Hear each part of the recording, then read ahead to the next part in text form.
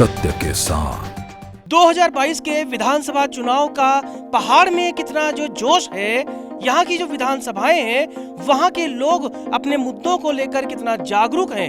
ये सरोवर नगरी नैनीताल का एक ऐतिहासिक शहर है। यह ऐतिहासिक शहर नैनीताल झील के किनारे बसा है। यहाँ पर पर्यटकों का, सैलानियों का देश दुनिया से आने का सिलसिला 12 महीने जारी रहता है। लिहाजा विश्व स्तर पर इस जिले की पहचान है। इस पहचान को और भी रोचक बनाता है 2022 का विधानसभा चुनाव, क्योंकि यहाँ पर जो सिटिंग विधायक थे अभी तक वो थे संजीव आर्या, भाजपा से जीते थे, लेकिन अपने पिता और कद्दावर कैबिनेट मंत्री रहे यशपाल आर्य के साथ उन्होंने भी इस्तीफा देकर कांग्रेस ज्वाइन कर ली।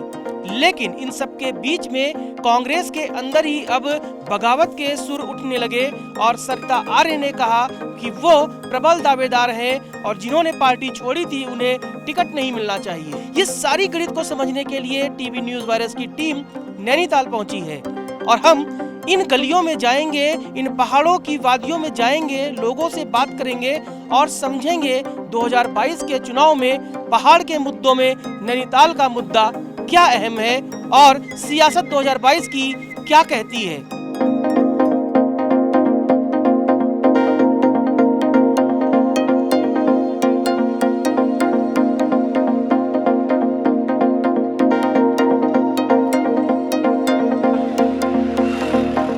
तल्लीताल का जो पुराना बाजार है, यहाँ की समस्याएं क्या है, ये मोहन चंद कांडपाल हमें बता रहे हैं, जो बताएंगे कि जो लोग हैं उनकी दिक्कतें क्या हैं। आप बताइए, जब अंग्रेजों के ज़माने का बसाया हुआ ये पूरा इलाका है, आप तो यहाँ पर पैदा हुए और अब इतने बुजुर्ग हो गए हैं, आपने क्या देखा?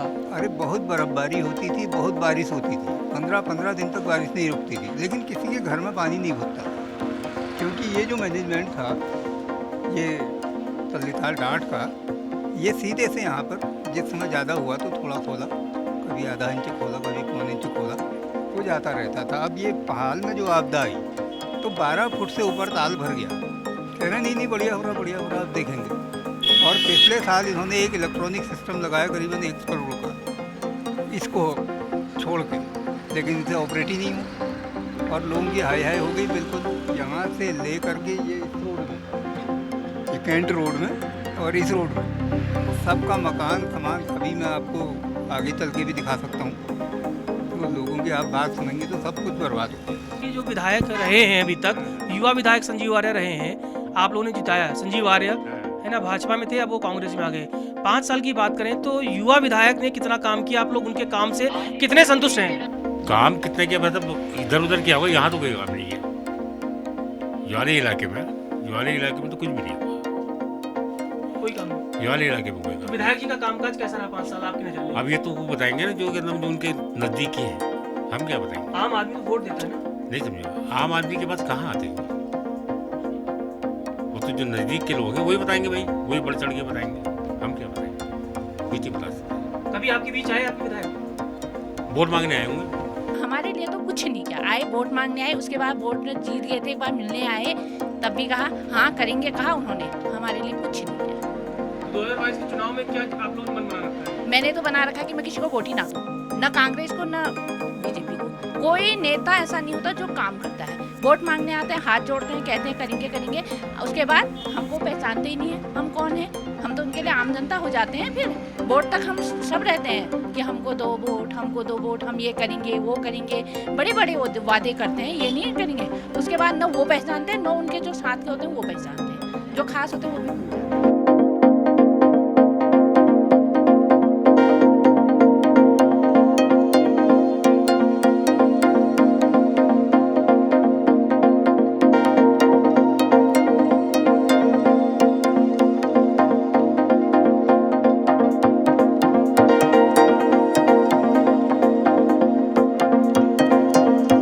नैनीताल विधानसभा का ये सोन गांव है।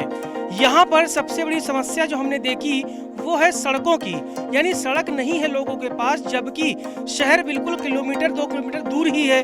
भीमताल जो विधानसभा है वो भी बगल में ही है, लेकिन ये गांव आता है नैनीताल विधानसभा में।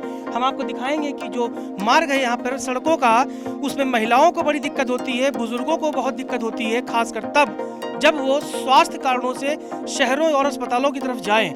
ऐसे में हम लोगों से बात करते हैं, जानते हैं उनकी जुबानी कि इस सड़क के न होने से या इन टूटी फूटी सड़कों से उनकी ज़िंदगी कितनी दुश्वार है। और उनके विधायक जो हैं, जो अब रहे नहीं, संजीव आर्या, वो 5 साल लगभग क्या किए। सुनिए ये लोगों की जुबानी, इस गांव के विकास की कहानी। नैनीताल विधानसभा में जब हम दौरा कर रहे हैं तो हम पहुंचे सोन गांव। ये बहुत ही दुर्गम रास्तों से होता हुआ एक गांव है। यहाँ पर हमें मिले हैं एक जनप्रतिनिधि भी हैं, क्षेत्र पंचायत और तमाम विधानसभाओं में सक्रिय भी रहते हैं, दिनेश चंद सोयाल जी। सोयाल जी, आपके गांव की हालत कैसी है, यहाँ की व्यवस्थाएं कैसी है? सर व्यवस्थाएं तो ऐसी है, हमने भी पंचवर्षीय योजना कार्य किया था, कोशिश भी करी, तो मुख्य समस्या अभी रोड की है सर। 2022 को चुनाव अब बस 2-3 महीने ही बचे हुए हैं। यहाँ के जो लोग हैं, गांव वाले हैं या इस इलाके के लोग हैं, वो क्या सोच रहे हैं, इस बार कहाँ जा रहा है चुनाव? चुनाव तो सर ठीक ही जाएगा, मगर जो गांव की अभी जो मुख्य समस्या है गांव की, तमाम लोगों की भी यही राय है कि सड़क हमारे यहाँ अत्यंत आवश्यक है। बहुत पहले सन 84 के आसपास की बात है सर, जो जंगलिया गाँव रोड बनी वो वाया विनायक से बन रही थी, उससे कई ग्राम सभाएँ जुड़ी भी रही थी हमारी। तो अभी भी ये हमारी वहाँ लिंक हो सकता है, हमने प्रस्ताव भी दिया मीडिया को सर। तो कुछ हमारी फाइलें बनी हैं, वो बताते हैं कि देहरादून में है सर, तो कोई कार्रवाई नहीं हो रही, तो इससे गांव वाले थोड़ा। विधायक जी कौन है यहाँ पे, आप जानती हैं? हाँ, हमारे संजीव आर्या जी। सुना उन्होंने कभी आए इस जगह पे? हाँ, आए थे सर। पिछली बार जब हम ही लोगों ने उनको चुना था तो वो आए थे यहाँ पर, उन्होंने दिया ये 10 लाख का काम भी दिया था सर। वो क्योंकि बहुत नहीं बन पाई, क्योंकि अलग अलग मार्ग थे, एक रोड नीचे से थी, वो भी हमारा सोनगांव ही था। 2 लाख रुपये वहाँ लगाया गया, और जो ये यहाँ विनायक से इधर को जो ये कच्ची सड़क है सर, इसमें 8 लाख रुपया इसमें लगाया गया, जिसमें ये अधूरा रह गया सर, ये पूरा नहीं हो पाई। बहुत दिक्कत वैसी है, इस बार आपदा आई तो वो भी सारा वो हो गया, इधर उधर से गधेरे वधेरे आकर के। बहुत नाराज़गी की यही है कि सर ये रोड का बड़ा दिक्कत है। बच्चे जब कहते हैं, हम तो पहले से प्रयास करते हैं, पैदल चलने की भी आदत है बच्चों की, आजकल के युवा ठहरे वो भी चाहते हैं कि हमारे गांव में रोड आए। विधायक आते हैं, चाय पीते हैं और इधर उधर की बातें करते हैं, साली वोट बैंक। आजकल अब विधायक आना शुरू हो जाएगा, क्योंकि यार वोट का समय आ गया है, 4-5 महीने और कुछ उत्तराखंड गवर्नमेंट के लिए रह गए हैं। तो आजकल सारे विधायक कहेंगे भाई अपनी समस्या बताओ, दीवार बताओ, लैट्रिन बाथरूम तक भी मैंने अपने पैसों से लगाया, लोग उसे नपवाएंगे, नापने के बाद वो कहते हैं रोड टूटी थी। भाई रोड टूटी थी तो क्या तुमने? गांव एक ब्लॉक के नज़दीक का 2 किलोमीटर दूरी पे है और सबसे अछूता गांव रह गया ये। विधायक जी हैं, पहले कांग्रेस पार्टी के थे, फिर आए बीजेपी में, बीजेपी छोड़ के फिर कांग्रेस पे चले गए। तो इस टाइप के तो हमारे पास विधायक आए हैं। अभी हमारे पास कोई तगड़ा विधायक नहीं है। अभी हमारे जो धामी जी हैं, इन्होंने काफ़ी प्रयास किया, इनको समय नहीं मिला है। अभी ये 4-5 महीने में क्या कर पाएंगे, या अब ये तो उन्हीं की बात है, प्रयास काफ़ी कर रहे हैं। इस पर तो इनकी उम्मीद है, क्योंकि युवा मुख्यमंत्री हैं इस टाइम पे। यहाँ हमने बड़ी कोशिश करी कि किसी तरह रोड आ जाए। यहाँ पर दुख है, बीमार है, गर्भवती महिलाएं हैं, बुजुर्ग हैं, इनको बड़ी प्रॉब्लम होती है एट ए टाइम। जैसे इमरजेंसी में बीमार हो गया, वो हो गया, तो उनको ले जाने के लिए बड़ी दिक्कत होती है यहाँ पे। मैंने कई बार आवाज़ उठाई है, सिर्फ रोड की। रोड कनेक्टिंग होगी, वहाँ का विकास होगा। यहाँ गांव में और तो कुछ डेवलपमेंट नहीं है, डेवलप्ड ही है। एक गांव की रोड की प्रॉब्लम है, बहुत सालों से ही है, मतलब ऑलमोस्ट 1 सेंचुरी हो गई है, वो अभी तक नहीं बनी है, वही है बस यहाँ डेवलप। झीलों के इस शहर की बात करें तो सैलानियों का जो सबसे बड़ा जो इंटरेस्ट होता है वो बोटिंग होता है। लेकिन 2 साल के इस कोरोना काल के बाद जो यहाँ के बोटिंग के व्यवसाय से जुड़े नाविक हैं, उनकी हालत कैसी रही और अब उन्हें कितनी उम्मीद है, ये बताने के लिए हमारे संग सलीम जी हैं। सलीम जी, 2 साल कोरोना में आप लोगों का रोजगार बिल्कुल ठप हो गया था, अब कितनी उम्मीद लग रही है कि पर्यटक आने लगे, घर चलेगा? हमारी यूनियन ये चाहती है कि अब पहले के हिसाब से, पहले का रेट बहुत कम है, ये अब जो महंगाई हो गई है, महंगाई के हिसाब से हम सोचते हैं हमारा रेट बढ़े, और ताकि हमारा और पर्यटन को आगे बढ़ावा मिले। हमारा ये डैम है, देखिए सामने, ये डैम के बिना इसमें कोई पुताई है ना कुछ है, ये सालों से ऐसी पड़ा हुआ है, परसों विधायक जी भी हमारे आए थे, हमने उनको ही बोला ये देखिए जहाँ आप बैठे हैं ये सीढ़ियों में जो है सब गंदगी है, इसमें कितने साल से कोई होता ही नहीं, कोई रंग रोगन कुछ नहीं होता है। सरकार को बोल दिया है, कोई सुनता नहीं है, हाँ बोलते हैं उसका कोई पलटता नहीं है। इस तरह से चुनाव करीब आ रहा है, पॉलिटिकल जो वो है गैदरिंग बढ़ेगी, वीआईपी मूवमेंट बढ़ेंगे, उसके लिए अब आप कितना तैयार हो रहे हैं?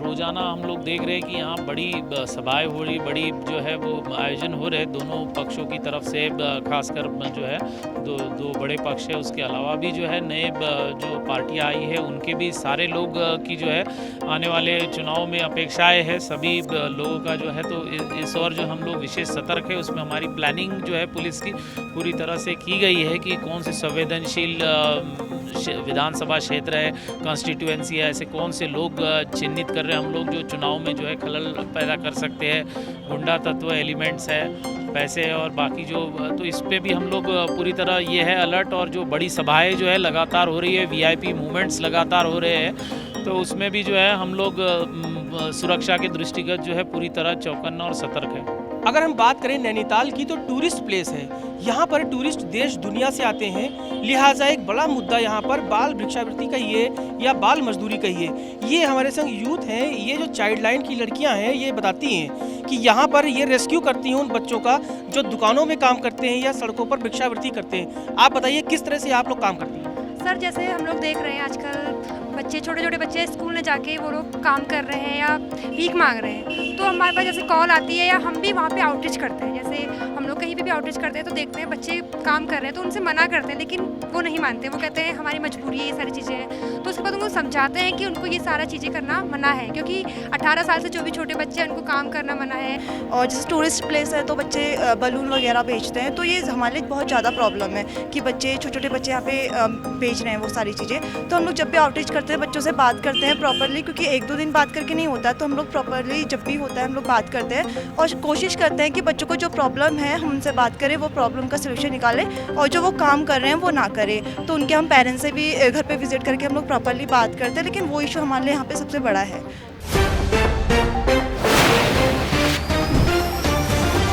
सत्य के साथ